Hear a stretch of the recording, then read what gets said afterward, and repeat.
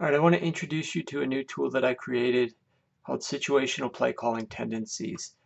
And this is basically the holy grail of situational analysis, trying to get a better sense as to what the teams try to do, what specific plays they like to call, what players they like to utilize in these situations, and then a sense of what they maybe should be doing. It could be the same or it could be different based upon success rates. So let me just break this down for you, but this is going to be a very unique tool. It's very easy to understand. It's very simple laid out, but it's very useful and advanced in terms of whether you're scouting for an upcoming opponent and you're an NFL defensive coordinator trying to figure out what teams like to do. If you're an NFL team and you're self-scouting to improve your own efficiency, or if you're a fan and you're just looking at this information for research or daily fantasy or anything like that, to get an understanding of which players are targeted the most and which situations these players are targeted and what a team perhaps should be doing more. This will give you a good sense. So let's walk through a couple of examples. Right now we're looking at the 2016 season and we're looking at the New York Giants. And what you can do is you can use any of these filtering options. So right now I'm using the Giants and I'm looking only at what they've done inside of the red zone.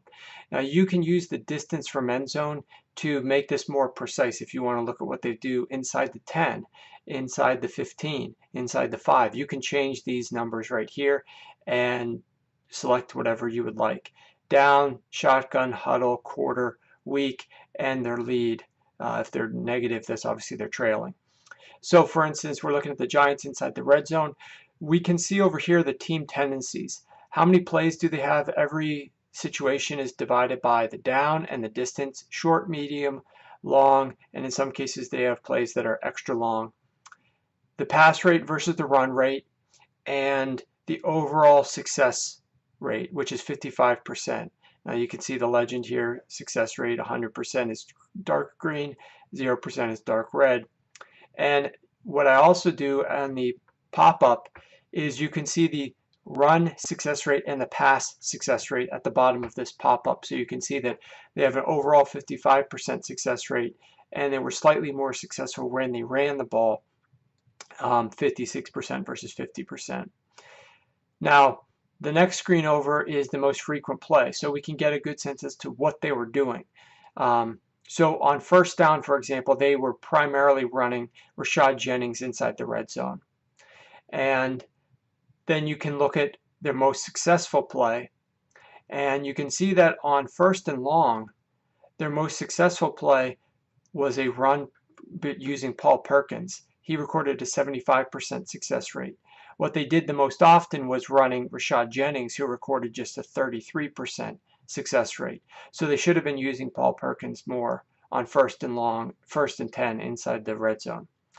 On second down, you can see that they called a lot of passes to Odell Beckham, and those were the most successful plays, including on third and 10 as well. Even though that's 0%, they were terrible on third and 10, and Beckham was the one who actually had the most success there, even though it's at 0%. So what that basically means here is with so much Odell Beckham, he was out week 1. You could tell that even when the Giants were in the red zone, they probably weren't going to be successful because he was their most successful play, whether it's second and short, second and medium, second and long, third and long. In most situations, Odell Beckham was the most successful. We can look at a variety of different teams, Carolina, for example, and we can look at what Cam Newton provided this team inside the red zone, and you can see here that their most successful play oftentimes were Cam Newton rushes. So if Cam Newton decides not to run the ball as much, this team's success rate overall would probably drop off. They would need to figure out other means of implementing some of their other players. And the other thing to keep in mind, especially if you get down here inside the 10, which we'll do right here, look at the success rate of Jonathan Stewart on first and long, on second and short, and on third and short. He produced a ridiculous success rate of 100% in every situation. So it could be difficult for Christian McCaffrey to get touches down there, or if he does get touches, will he be able to replicate this level of success? If he doesn't, the Panthers offense is going to drop off a little bit. If he does, then he's going to probably get more opportunities, but obviously that decreases Jonathan Stewart's share. Let's go ahead and reset this, and we'll jump back to the 2017 season, because one of the things I want to show you real quick before we end this tutorial is the simple fact that, and let me reset this one as well, we don't have as many plays obviously in 2017 yet. It's only been 1 week of data. Therefore, the most successful play, I require 3 plays at least to get in here. In the 2017 football preview, this is where I first introduced this tool, but it didn't have these filtering options, which is what really makes it useful. I had 5 plays to qualify. By the end of the season, 5 plays is more of a solid sample size. But at this point in the season, you don't want to go off 1 or 2 plays. 3 is obviously still a small sample size, but we're dealing with just 1 game. And the NFL, as everybody knows, is a small sample size sport. The key is understanding that sample size and then figuring out how to project despite the handicap of having a small sample size to deal with. So you have to work with the data that you have.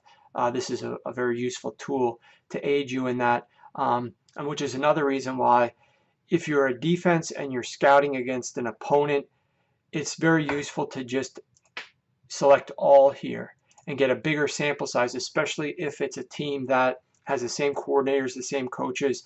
This way you can get a larger sample size than just one specific season. Especially you can incorporate the 2017 season as it goes on. But if you're working on a new team such as the Cleveland Browns with new quarterback entirely, they might be doing things a little bit differently this upcoming season.